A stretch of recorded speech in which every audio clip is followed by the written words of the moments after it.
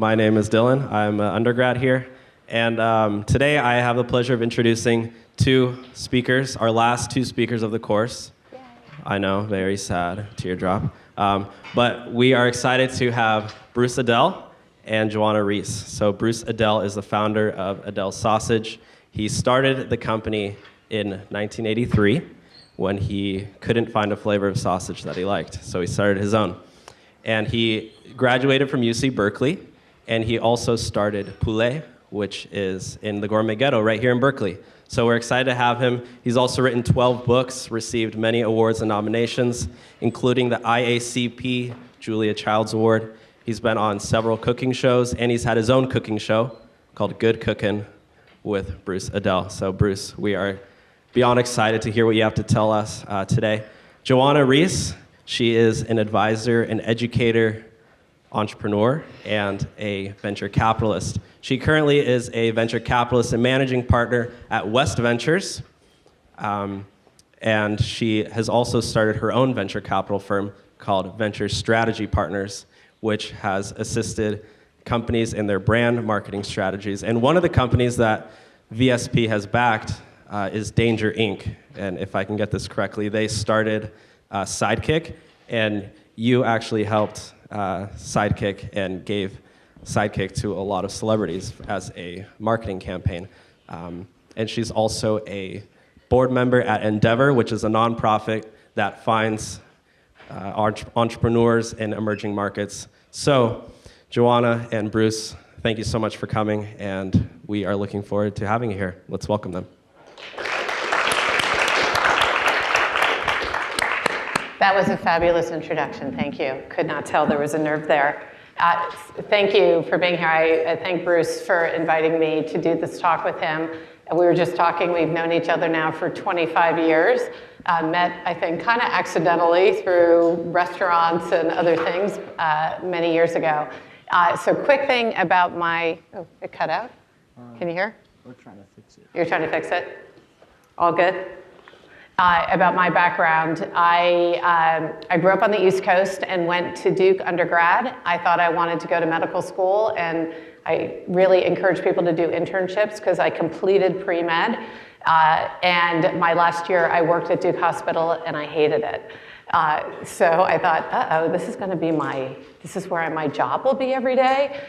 So I thought I would take a year off and got a job in advertising in New York.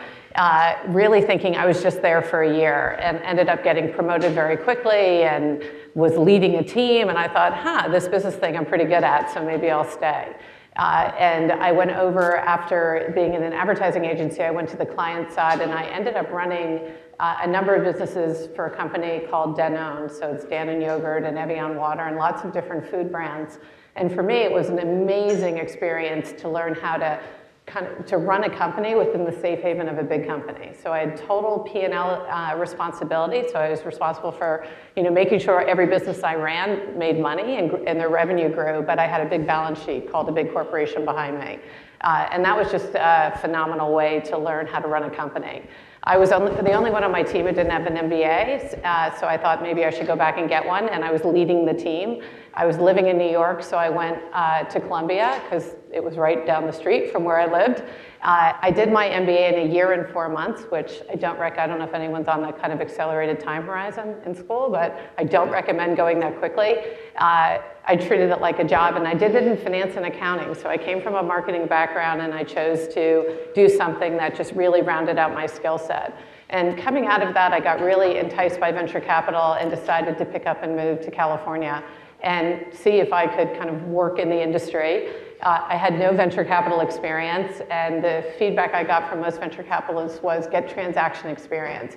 So I went into investment banking and did both M&A and private placements, and really kind of learned how to kind of structure a company, and most importantly, structure financings for high growth companies. And I worked for 2 different firms, and then I had this idea that I wanted to go do my own firm. And the reason it was because in doing private placements, we were raising capital from really well-known venture capital firms behind great entrepreneurs, and a year or 2 later, the company would be out of business. And I thought, gosh, it seemed like they had a great team, they had great funding, and they actually built the technology or created the product or service they said they would. But the reason that they failed was because they failed because of the market. They didn't understand the market opportunity, and they really couldn't figure out how to generate enough customers with the kind of funding that they had. So I thought if you could take a market-driven approach to tech investing, you should have a better chance of success. And I went out and launched a firm around that. It took me a long time to get my first fundraise, but I raised, this is back in 1999. I raised a first fund with 25 million and then raised subsequent funds with hundreds of millions. Actually, my second fund, I got 400 million in commitments, and I didn't know what to do with that much money. So I only took half. And then I went on the board of the National Venture Capital Association and got very involved in just the structuring of the industry. I was part of a fellowship at the time in the Aspen Institute, and I had this really wonderful mentor, Ann Richards, who had been governor of Texas. And she always in my ear put in my head that I had to go into public service. So I did a crazy detour and ran for mayor of San Francisco in 2011. I started the campaign in 2009. I didn't win, or we'd all be at City Hall, hopefully still. But coming out of that, you had mentioned Endeavor as part of my background. I stayed on the board of Endeavor, which is a global nonprofit supporting high-impact entrepreneurs in emerging economies, and I created a very unique fund for Endeavor that even President Obama has talked about in his speeches about the power of entrepreneurship. And that kind of led me to the firm that I run today, which is called West. We are a venture studio, so we help companies with the market side of product market fit. We started with small companies at the time like Square and Twitter, who then we were able to help get them positioned in the market to become very large companies, and have worked with about 50 companies across industries. Our business model had always been fees for the services work, and we took our profit in the form of a warrant. And more recently, last year, we added a venture capital fund to what we do. So not only do we do the work, but then we also invest behind the companies we think have the potential for huge success. So that brings me here today, and I think what you'll hear from Bruce too is that is not a straight path in terms of a background. I didn't, follow one thing, but I can tell you that purpose and impact were the two filters I used for everything, and it just kind of left me on this crazy path. Well, my path is pretty different. I'm what you call an accidental entrepreneur. I came to Berkeley as well as a pre-med, never got into med school, but I ended up in medical research and with a PhD, and I'm in endocrinology and a study of breast cancer. So I was a highly educated guy, making very little money, and working here on the campus at Berkeley for a Nobel laureate called Don Glaser. And he had gotten a Nobel Prize in physics. He did the work at 23 years of age. Felt he couldn't go much higher in physics than the Nobel Prize. I think he was right there. So he switched to biology, should have stayed in physics.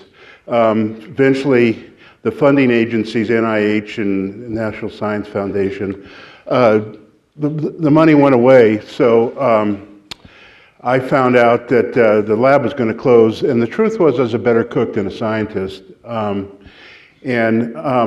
The key part of my education, I went to UC Santa Cruz to get my PhD, but as a little side project, I got involved with one of the colleges there. I don't know if we have any Santa Cruz people here, but it's a college system, which is both residential and somewhat academic.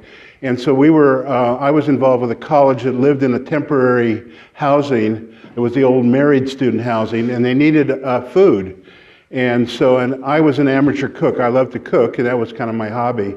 And somehow I got appointed to start the little restaurant, which I called Fat Albert's Rotunda, which was the name of one of my favorite jazz albums, which had this big old fridge with all this food spilling out by Herbie Hancock. Anyhow, so the 12 years that I went to college kind of ended up to be sort of irrelevant, but the 3 months that I spent opening this little restaurant in Santa Cruz turned out to be very relevant because I really learned all the aspects of opening up a restaurant.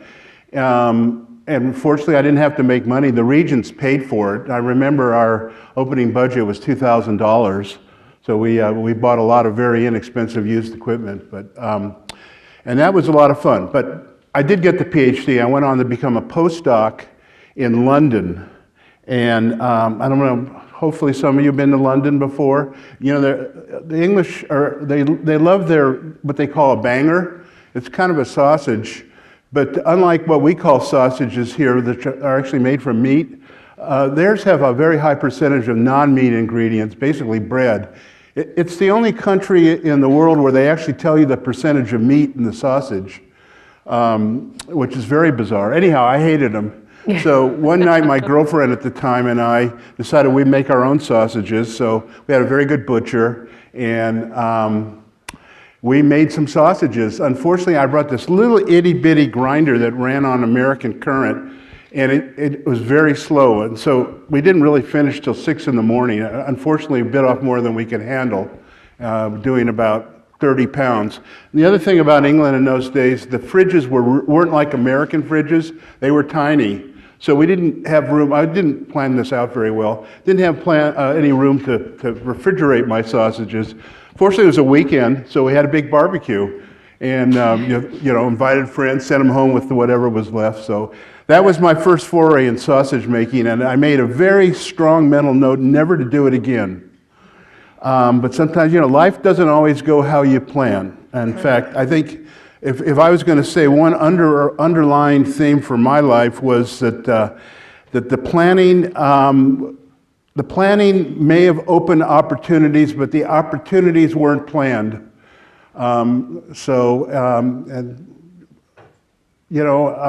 Sometimes life goes that way. Like I say, I have a 12-year education in a very sophisticated science, endocrinology, and all that. But anyhow, so I tucked that away, and the next key event in my life was eating in a restaurant, a Moroccan restaurant in San Francisco that had overbooked. So there were about 12 of us waiting for the next turn of the tables, and the guy next to me was going to open up a little charcuterie in Oakland. And when I chatted with him, I realized he had no idea how to cook. He told me he was going to use a lot of ornamental cabbage and various other edible flowers to decorate his case, his deli case. I said, well, what about the food? He didn't have a clue. So then I had a little job while I was doing my postdoc here at Berkeley. I'd go in there afterwards and make all this pate and sausages. And so it wasn't a big leap after that lab failed to then take on this position at Poulet, which now has been there it'll be 40 years in May, and just leave the whole science thing behind me. That was also accidental. I met this woman in the back of a carpool. We were on our way to hear Julia Child do a cooking demo in San Francisco, and I didn't know this woman from Adam, and she told me she's opening up Poulet. Turned out she didn't have a chef. She didn't really know how to cook, and I was ready to leave this lab that was about to fail. So there I had my first, we have an echo here. Yeah, it's going in and out a little. Is it? Is this better? I've got a loud voice, Do I need this thing? Really? I have a loud voice then. You think I need this thing? No. For the recording. Oh, the recording. Okay. Let's see, where were we? So, You're at Poulet. yeah, so fortunately for me, and unfortunately for, I guess, Poulet, is that I never really got along with the owner, and so she fired me. And, economic reality is a great motivator of entrepreneurship. That's a lesson you want to think about. When you're hungry and you have a house payment, you really feel motivated to get a business going. And this is way back in the early 80s, before most of you were born, but the huge fad, in fact it was really a trend, was Cajun and Creole cooking. And the sausage I made was andouille, which was a critical ingredient for Cajun and Creole. And everybody that was in the restaurant business wanted andouille. So it was literally a matter of knocking on doors. And the product was really good, so all I had to do was get a chef to taste it. It was expensive, but it was hard for them to say no when they said it really tasted good. So I kind of used the product to sell itself. Where were you making the product? I think hopefully the statute of limitations gone out on this. I was making it in my kitchen. I live in Kensington. Very illegal. It's akin to making wine in your bathroom and putting it in bottles. It's a highly regulated industry. It's regulated by the USDA, the Department of Agriculture, and it has very serious laws that you have to follow, including labeling laws. Fortunately, I got it out of there really quick, but I can tell you that the fridges that I turned into smokehouses are still sitting at the top of my stairs, very rusty, but they're kind of historical now. So anyhow, I don't recommend starting businesses illegally, but it's all I could do at the time. And then that is basically how it started. Fortunately, I found a really wonderful family in San Francisco, a German family, and they became my co-packer. So often food companies start that way because very, very rarely do the people starting food companies have enough money to open their own plant. And so they use somebody who has excess capacity to manufacture their food product. And that's exactly what I did. And so basically, I had a de facto partnership with these guys without really having a partnership. But the good news is that as I did well, they did well. And so it worked out really good. So, and there wasn't any animosity. And so the two companies kind of grew together. And they're still around. They since moved to Fairfield and built a very, very large plant. And that was kind of the beginning of the sausage company. So it's not what I had planned for myself. In fact, I come from a family that was a small business family. They were in the nursery business, so indoor plants. And I couldn't think of a worse thing to do, which was one of my strongest motivations for going to college, frankly, to go beyond business and to do something that really interested me. And I was always interested in science. And unfortunately, I ended up as a businessman. So I'm not regretting this. So, So when you, it's interesting. So you sold into essentially what people would call like the food service channel to restaurants. So why didn't you just continue selling to restaurants? Why come up with a branded product that you were going to sell through other channels? well, I had no interest to not just sell to restaurants, actually. But what would happen is people would eat, so the andouille was really a big thing. It was, everybody was interested in Louisiana cooking, and it wasn't really readily available. And as was mentioned, I did write recipes, and they were published in various magazines, including Bon Appetit. I always had to put a little asterisk next to the sausage andouille if it was in a recipe, and then put a place where you could buy it. Nowadays, if you notice, that doesn't happen because it's ubiquitous, which I think I get to take credit for because, I mean, I started selling it all over the country. So the problem was that people would eat in restaurants and want to know where they could buy it. Well, the only place they could actually buy it was my house. I remember one day waking up at 8 in the morning, and my bed was in a window on the second floor, and I heard these two elderly ladies coming up my steps, and they said, well, this doesn't really look like a store. And they were on their way to buy andouille sausage, because the restaurants would tell them, where I was and who I was, and anyhow, we got out of that real quick, and so what I did to do retail is I formed a really nice relationship with Andronico's, no longer with us anymore, it's now Safeway. And so once a week, me and my crew, there were two guys I used to work with at Poulet, would come into the butcher department and make their supply of sausage for the month. And that was our first foray into retail. And then it just took off from there. So the idea wasn't branded, it was more, it was branded in that I had some kind of respect in the chefs community, and the chefs realized that it was a superior product. So the product was the branding in a way. And the restaurants I sold to, because it was more expensive, tended to be more expensive in trendier restaurants, including the one my wife, I can say, here's a plus about this business. My wife's one of my first customers, and she also had very humble beginnings. She cooked in the back of an Irish bar called O'Shea's Mad Hatter, and the sign across the entry to that bar said, "We cheat tourists and drunks." And I don't know if they ever did, but anyhow, it was a great place, and she was my favorite customer because it was COD cash. Nobody else paid me COD cash, and she's a great cook. So I take my money, buy a few beers, and have lunch there. So it was a great arrangement. So that was one of my first customers. So. And then when you decided that you were going to move from just, you started in Adrenico's, why did you call it Aidells? Why did you name it after yourself? Very well, because I wasn't imaginative enough to come up with the name. That turned out to bite me in my ass big time, because the truth is that Aidells Sausage is part of Tyson, which the only thing I had in common with Tyson is that I used to buy my pork from one of the companies they bought over the years, which was called IBP. But I had never planned for it to be part of Tyson, to be honest with you. So the truth is that somebody else owns my name and face. not me, because it became the brand. But again, I couldn't come up with any other name. And remember, I was using my name at the beginning as part of the chef's community. So that didn't really make sense to have a brand, because I never imagined I needed a brand. I was just a guy that was one of the chefs making sausage and coming in the back door. When you were selling the company to Tyson's, and I want to ask you more questions about the start, but when you were selling to Tyson's, did you worry that if they did a bad job with the brand, it could hurt your personal brand? Oh, I went over those worries long ago. I wasn't involved. When that happened, I'd already left the company probably 15 years earlier. So you had sold that? Yeah, so... you were used to having your name and face on things that you were part of. Not really. So when you start with nothing, and by the way, my total investment in this company that I started was $25 because I didn't have a butcher block table to actually cut the meat on.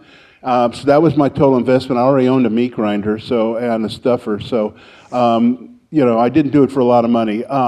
But so about 10 years into it, a guy came along and offered me basically millions of dollars to become my partner. And my problem was I sold him 60%. You met the guy. Yeah.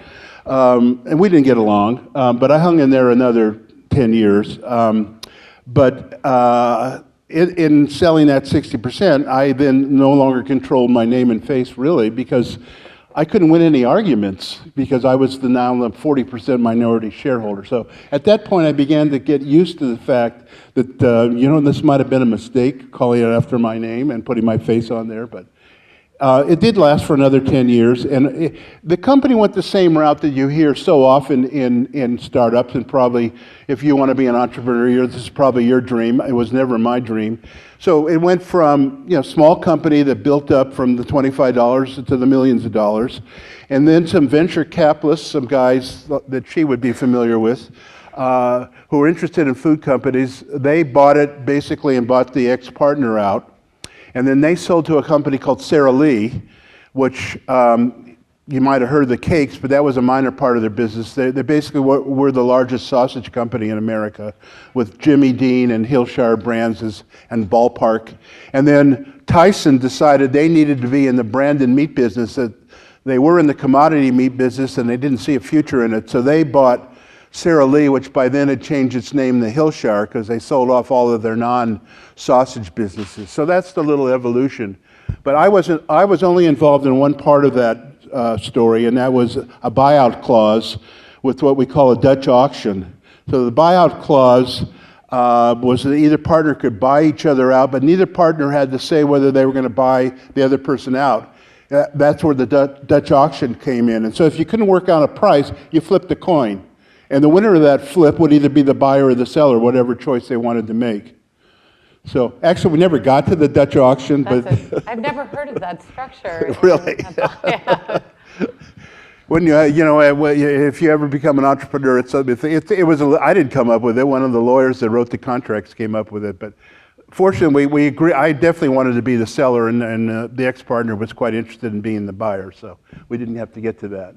So when you look back and if you were starting over and said, if I was going to do it, everything I learned along the way, if I was going to do it over, what were some of the biggest lessons?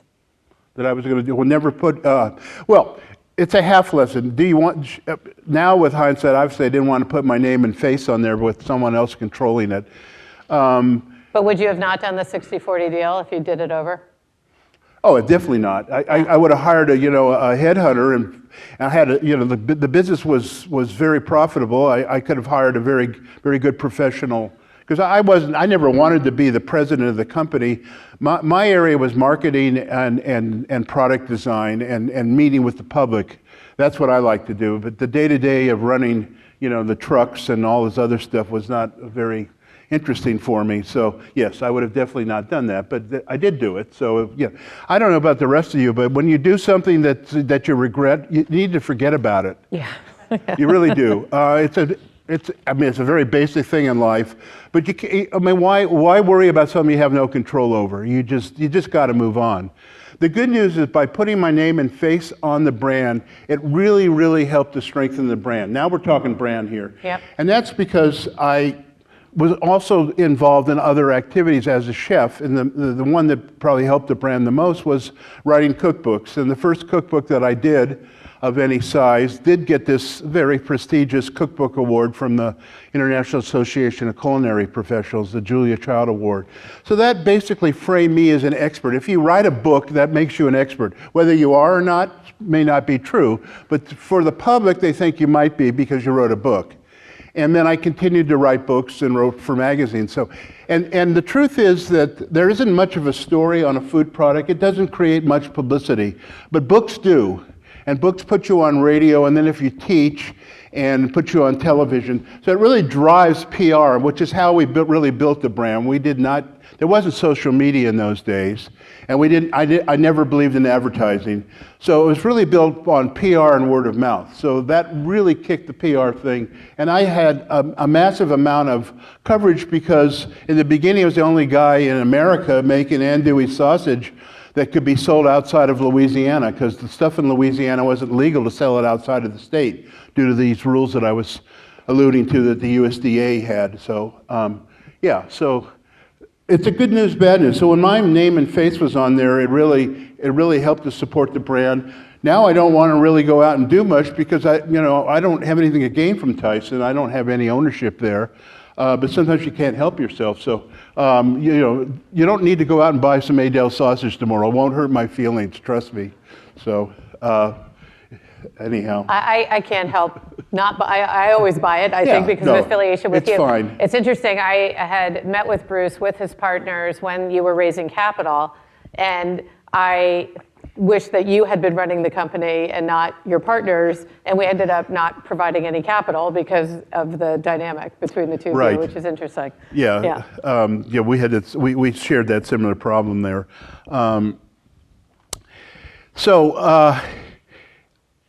The mistake I made, the name and face thing, again, it's a naive mistake. I mean, I was making, I got it up to 400 pounds of sausage a week in my little fridges in the illegal in my kitchen. You don't really think that that's a business, and then all of a sudden it is. Mm-hmm. So it wasn't a thought out thing. And I don't, I do a lot of coaching. I'm a member of an organization called SCORE. So it's executives that mentor people that want to start businesses. And the first thing that we try and get people to do is write a business plan, which is basically a roadmap. So, of course, I never had a business plan. I had no roadmap, but I had a clear idea what the product was and who the customer was. And I think, that's about 90% of it.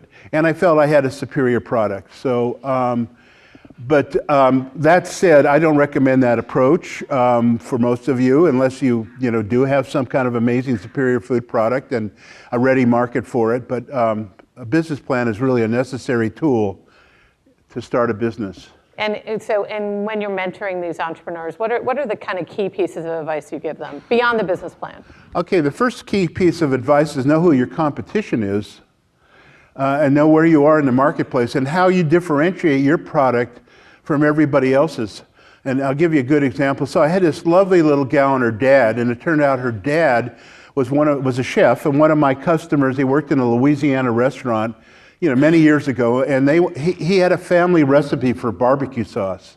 And so they brought me some of this barbecue sauce. It came up to my house. It was quite good. So I said, well, there's a lot of barbecue sauce out there.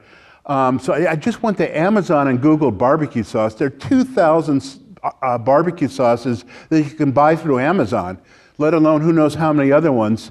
And so my question was, how do you differentiate your product? And of course they couldn't. And they were prepared to actually take a second out on their house to start this business.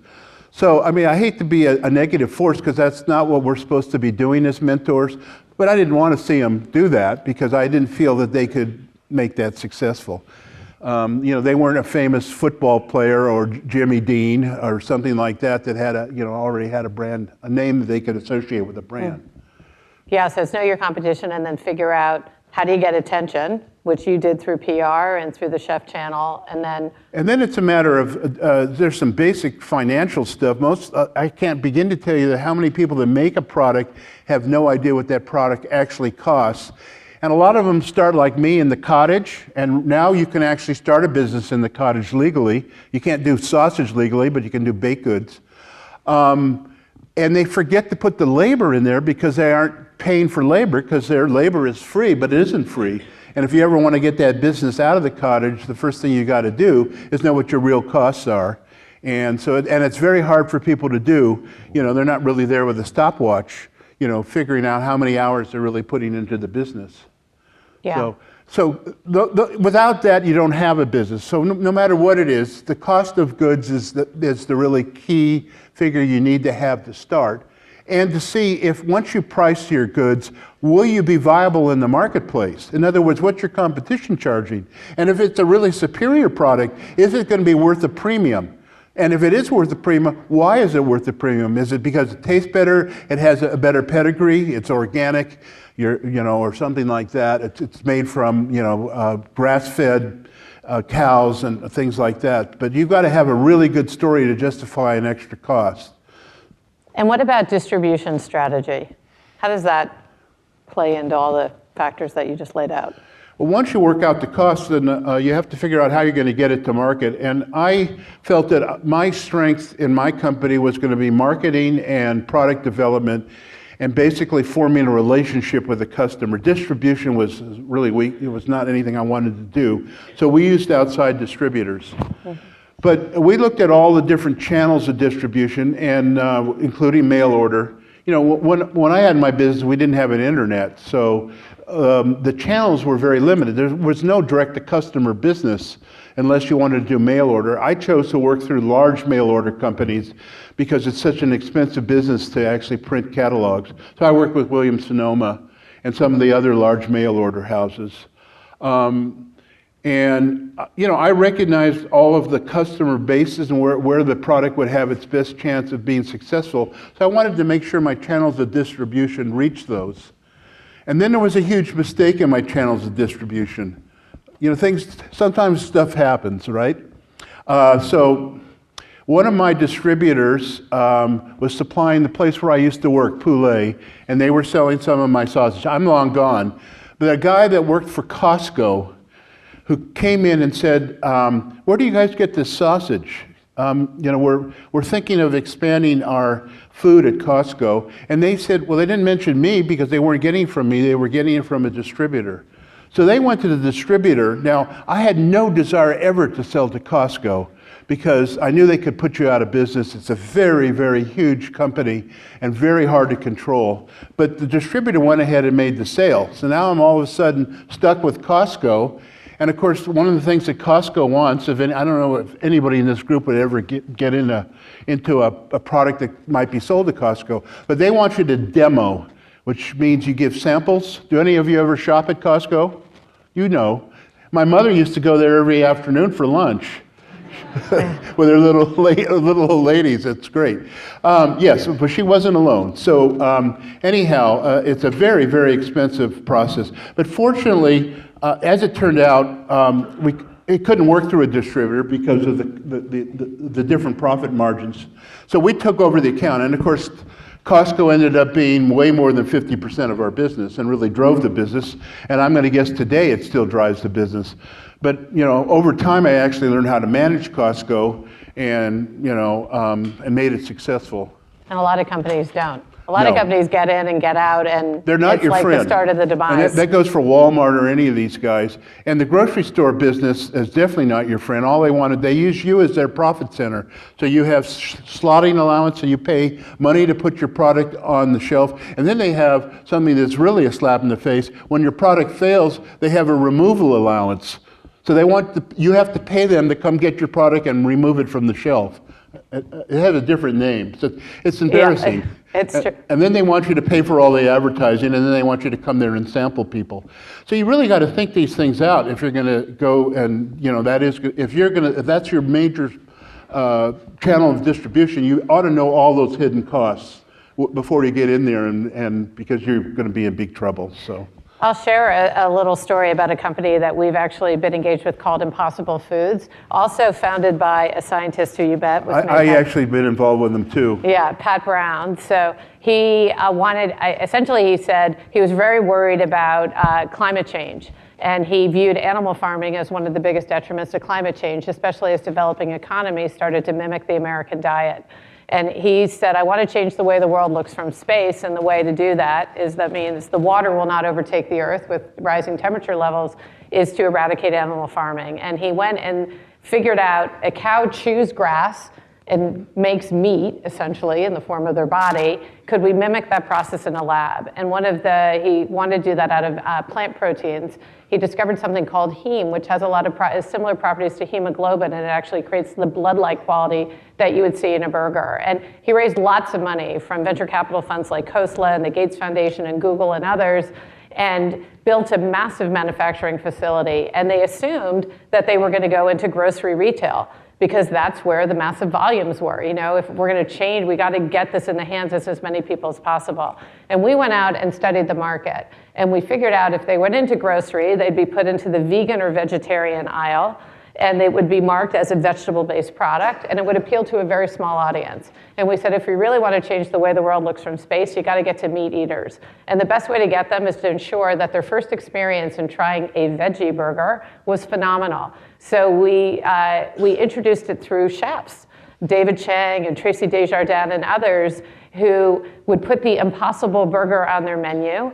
And it ended up where they had lines around the block where they would tweet that they had the Impossible Burger, where people, meat eaters, were coming to eat a vegetable burger, because there was this whole mystique created around the taste and how special this experience was going to be. It also, from a manufacturing standpoint, allowed the company to scale its manufacturing carefully, because this was a new process. And if they were in Costco, you could have this massive order, and then if they had any problems in their manufacturing or scaling of the company, this way they could do that in a much more thoughtful way. And it's been an amazing, there's been no advertising. You say you hate advertising. There was no celebrity behind it.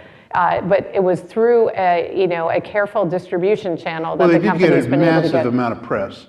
Because of how we introduced them into the market. So can I continue this story? You sure can. So who did they go to when they needed somebody to help them find a plant to make that massive expansion? Me.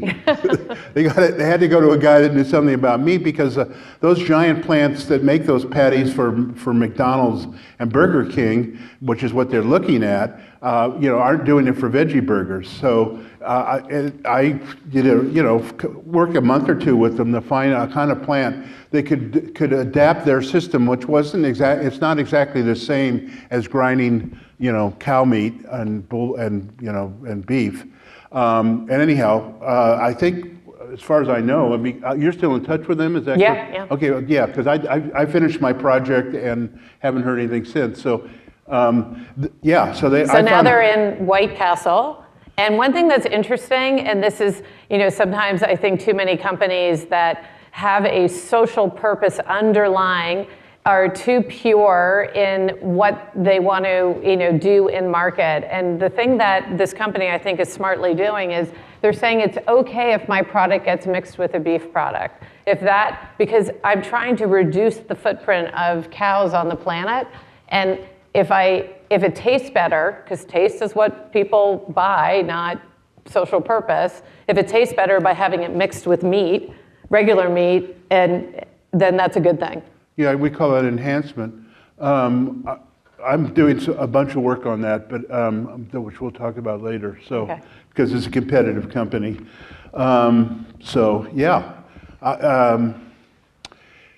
The thing about, and again, Joanna knows this guy better than me. When I met the guy, I felt that the guy was evangelical, and I get really nervous around anybody that's evangelical. I don't know, it's just the way I was brought up. Maybe he's tempering his story now, maybe in reality. I think his investors are helping temper his story. And when I say evangelical, his mission in life, as Joanna described, was also to target a guy like me, a consummate carnivore, a guy that writes cookbooks about how to cook meat, and that I would be willing to give up my meat experience to eat, his version of meat. And by the way, I like chewing on bones. He hasn't come up with a vegetarian bone yet.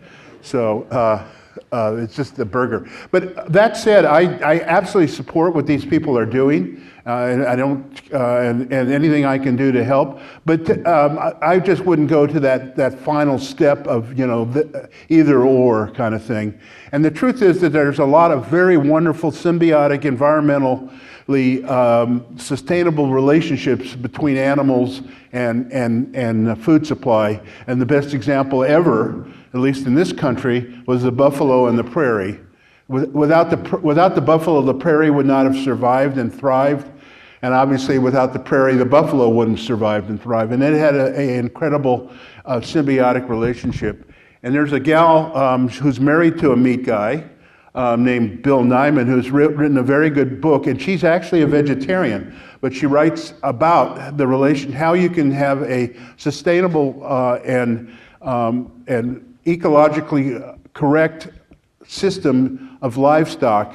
I'm not saying it's what we do in this country now, the industrial style of agriculture, which is not sustainable and does destroy the earth. But there are ways for guys like me that are meat eaters to still get my meat. And, you know, it's probably going to be way more expensive. But you know, it's not, I don't think that it should ever be an either or choice. So we participated together in a roundtable that I moderated for Medium, if you ever read Medium, on the future of food. So if we look ahead at 2050 and we're going to have close to 10 billion people on the planet, how do you think about the future of food? What are we going to need? Well, I think that there's going to be, unfortunately, I believe there's going to be a serious correction, which is, it's not a pleasant idea, but you know, the climate change is real and it's going to affect the population of the globe. People are going to die.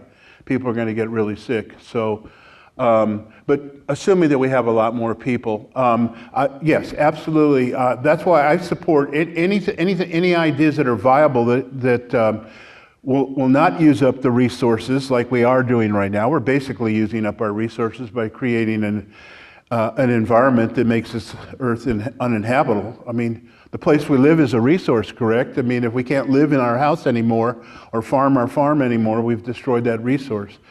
So I'm 100% in support of all ideas that would stretch our resources and our viable ideas that continue to allow our planet to thrive.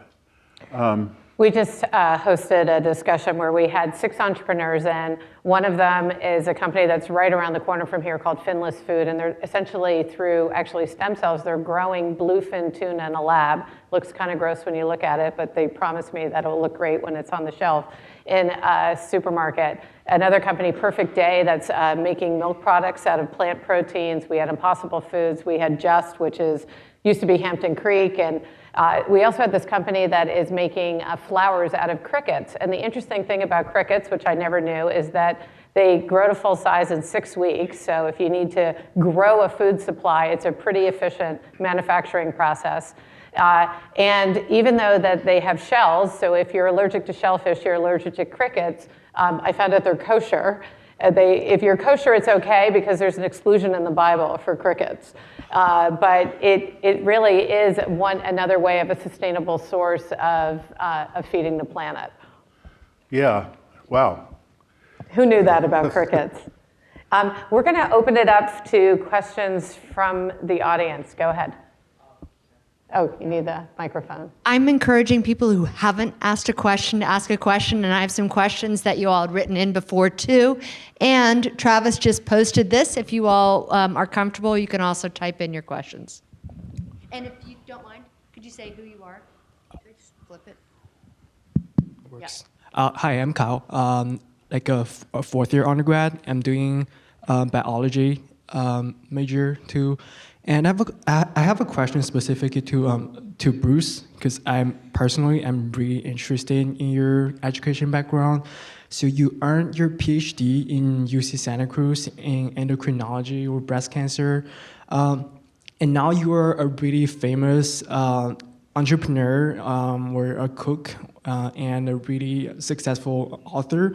So do you ever think that it was a kind of waste of time to spend like 5 or 6 years or like even more on your education?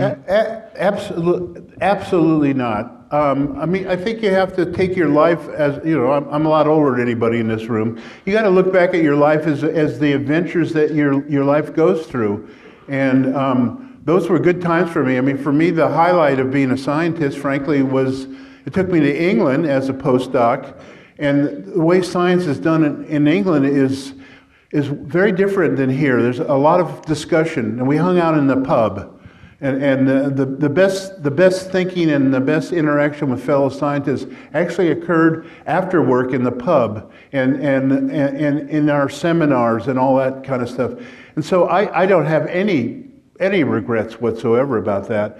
And I mean, as far as the rest of my life went, I'm always going to think like a scientist.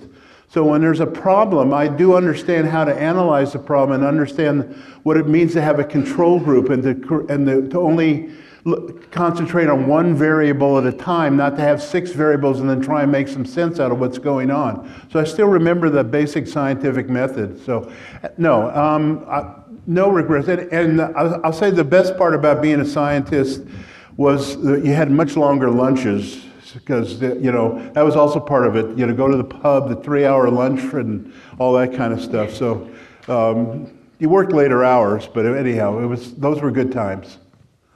I'm going to ask Travis to ask the question that just came in. Someone anonymously asked, Bruce, why are you collaborating with Impossible Burger? Or why did you help them? If you had a competing product that you brought up. Well, first of all, I'm not involved with the sausage company.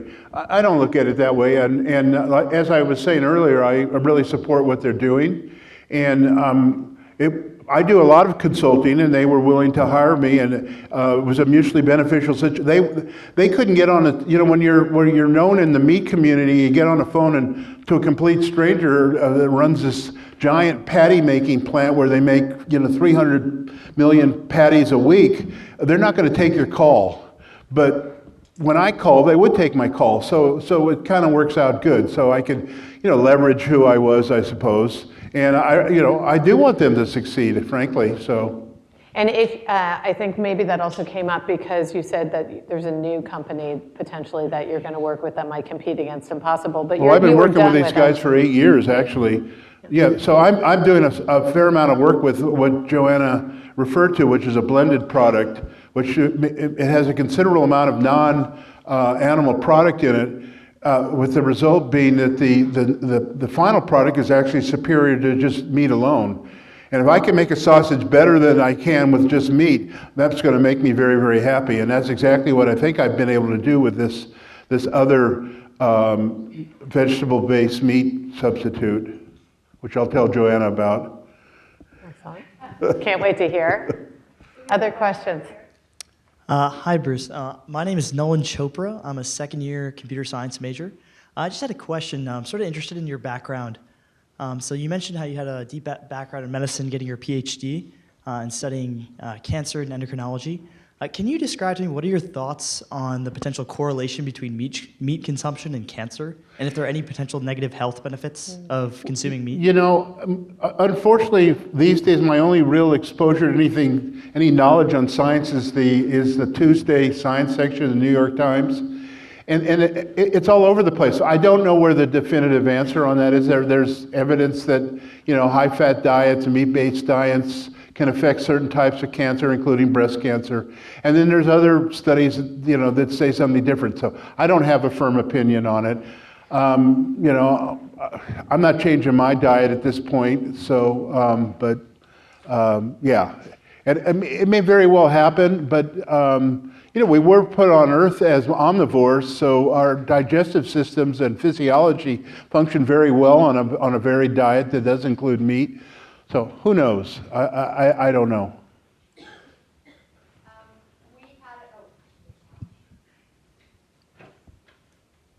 After you go, I have a question from somebody submitted online, and it's actually for Joanna.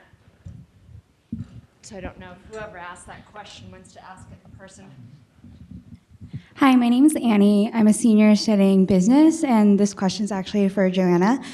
Being a female partner in venture capital in an industry that's often well known as a boys' club, what are some words of advice that you would give young female entrepreneurs?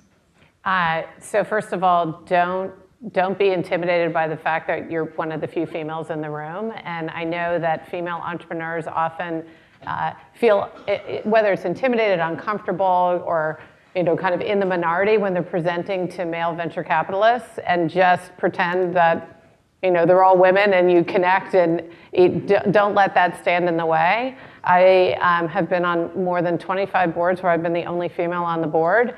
And at times, I have to tell you, we would have a discussion in the boardroom, and then we'd take the bio break, and everybody would go to the restroom, and they would come back to the board meeting having a different conversation than we had in the boardroom, because they were all going to the men's room together, and I was the only one in the ladies' room.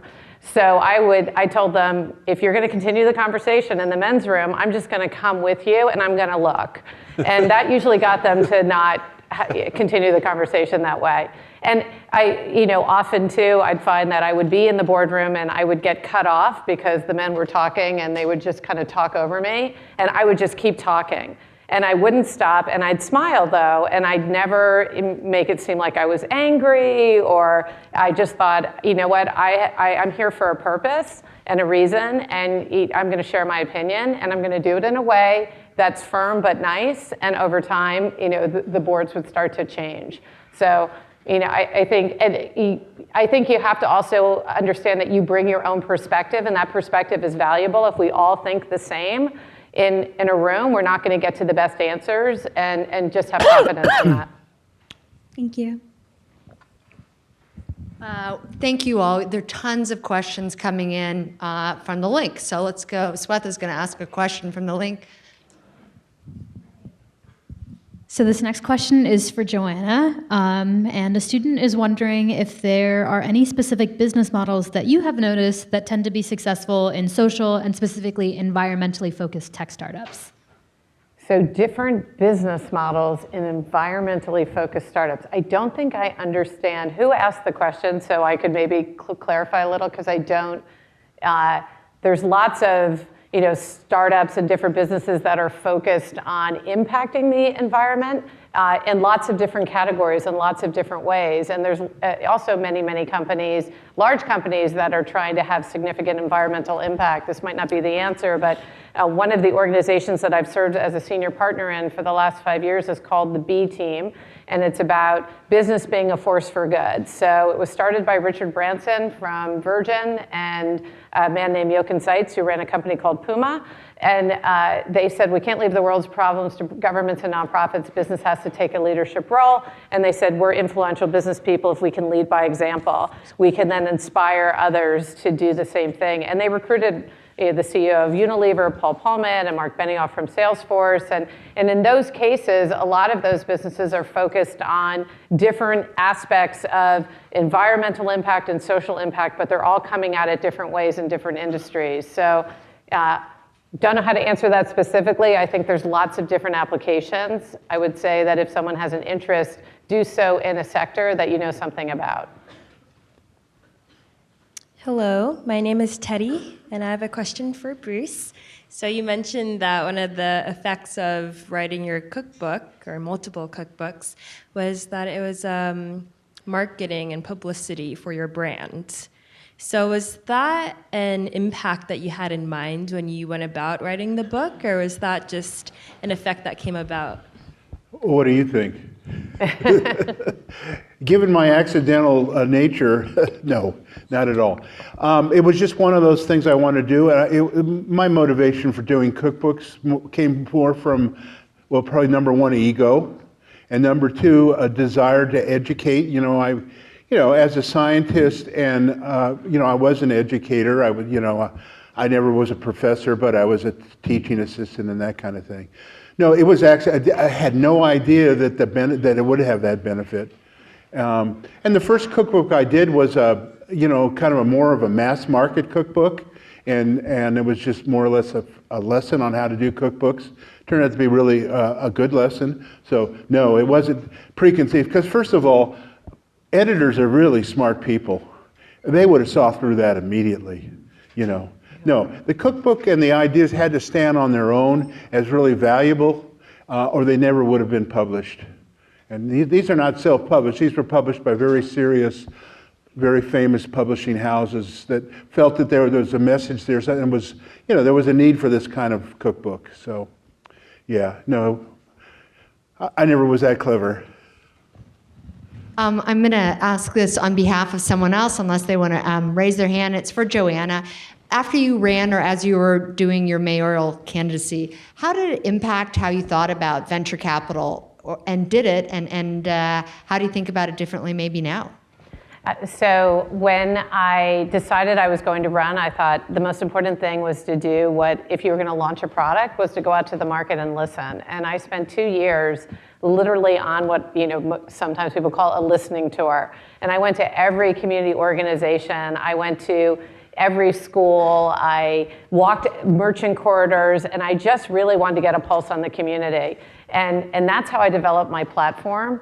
And it was interesting because my campaign team said, we need to go out and do polling. And I said, well, I've done 2 years of polling. I've been out talking to everybody. And they said, no, we have to validate it with polling. We went out and did polling, and the exact issues that I heard from the community and said were going to be the primary pillars of my platform were the ones that polled the best. And so I think as I think about what I'm doing back in venture capital now, I start with the market.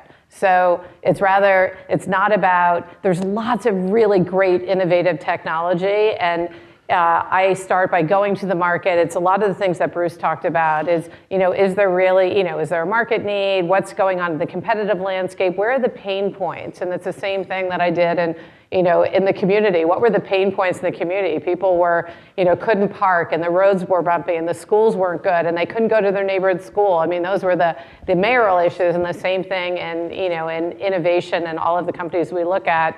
It's really starting and going out to the market. So we do a lot of market insight work. Not surveys, but we go out and talk to who we think potential customers are. And we often figure out in the companies that we're engaged with, they're going after a specific market opportunity. We're trying to make sure that it's a much, much bigger opportunity than they can even see. And can they create, and what we do, we're always looking, can they create a new category? And we usually talk about companies as the future of, and can we fill in the blank? And if we can define that in a new way that's never been defined before, that's a company that we want to get behind. But that kind of market insight work is absolutely critical, and that was fine-tuned in the campaign. There were 2 questions over here. Someone here, Heather. Yeah.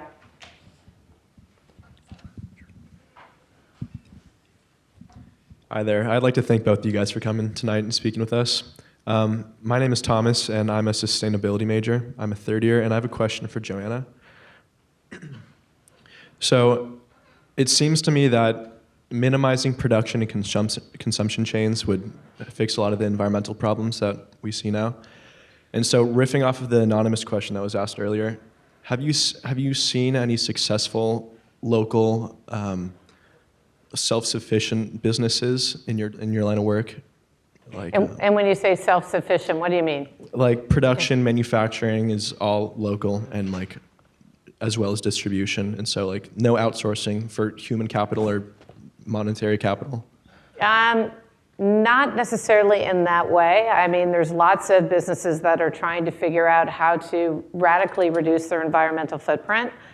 Even a company I was involved with many years ago, a yogurt company, Stonyfield Farms, you probably know Gary Hirschberg.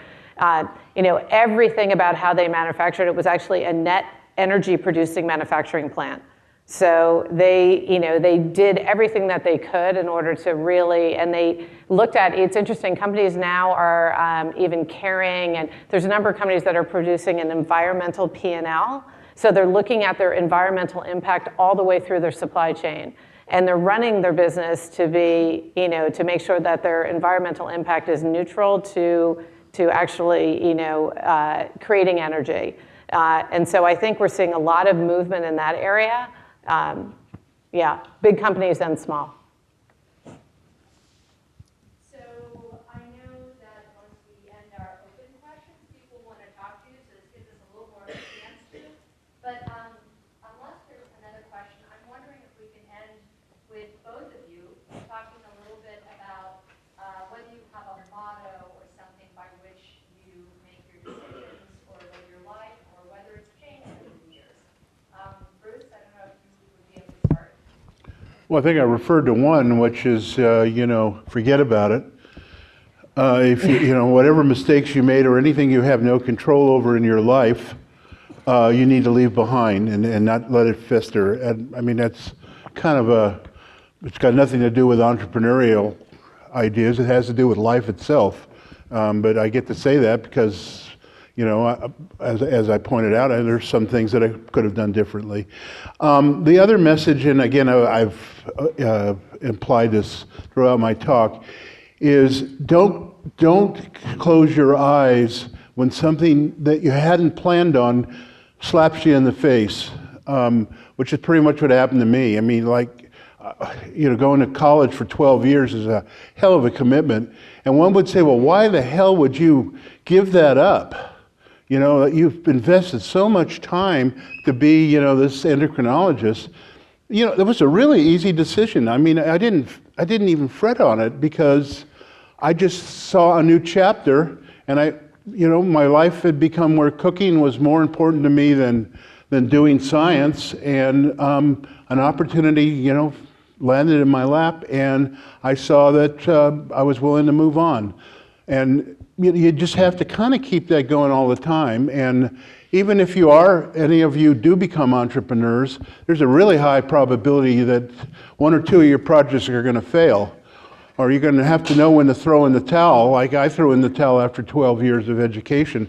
That's not an easy decision to make, but sometimes you just make it and move on. So, and I guess that's it. Yeah, a couple of things. I always think be present, and that might sound silly, but when we're so heads down on a goal, we don't see kind of what's in front of us along the way, and we miss opportunity. So by being, thinking about how do I be present? If I'm here in class, how do I be present here? How do I be present in my life and take advantage of opportunities or serendipity that might show up? And I'll give you kind of a silly example and then, a more important, but I moderate these leadership fellowships for the Aspen Institute, and I was heading to Aspen, and I had this crazy evening. I was hosting a fundraiser for the Grammy Foundation, actually up at our house in the wine country. Jackson Browne played. It was this great event, very late at night, and I had to get on a plane, and there was terrible weather connecting through Denver, and we went to get on the little flight to go to Aspen, and they ended up landing us in Oklahoma, and I had to sleep on the tarmac, and I was exhausted. I mean, the plane, we couldn't take off. They shut down air traffic control at this little airport.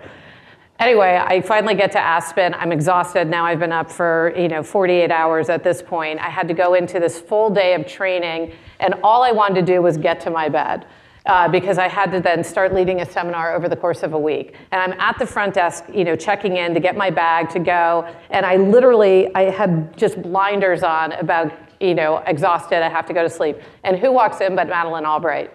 And had I not just kind of stopped and said, I could have just headed to and said, oh, it's Madeleine Albright, she doesn't want to talk to me. But I kind of said, I'm in the moment, might as well take advantage of it. And I said, hello, Secretary Albright, I'm Joanne Rees, lovely to meet you. I met your daughter through something.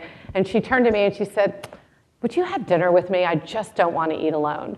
And I was exhausted, but you know what? I said yes, and it was one of the most fascinating evenings, and she's someone now who's in my life, and had I just been hell-bent on, my goal of getting to sleep, I would have missed that little opportunity. So, being present, if you're somewhere, be in the moment, allow yourself, let go of the goal at the moment, and be there. The other thing I live by, and this has given me a decision tree for absolutely everything I've done in my life, I always look through it through two filters, purpose and impact. So is this something of purpose that can have a high impact? Is this something that I have a purpose in and I can impact?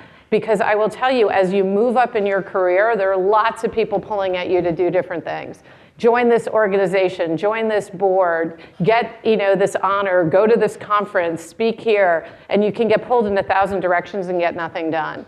And by purpose and impact, it's just given me a really simple filter system to say, does it fit that filter? And if it doesn't, then it makes it really easy for me to pass with no look in the rearview mirror and no regrets because it doesn't fit my decision tree. So that's the way I live, and it's made it really easy to decide where to do, kind of put my time, not always perfect, and then And that was part of the reason of even coming here tonight, because I have huge, huge respect for Bruce. We met 25 years ago. I've been a big fan and a friend.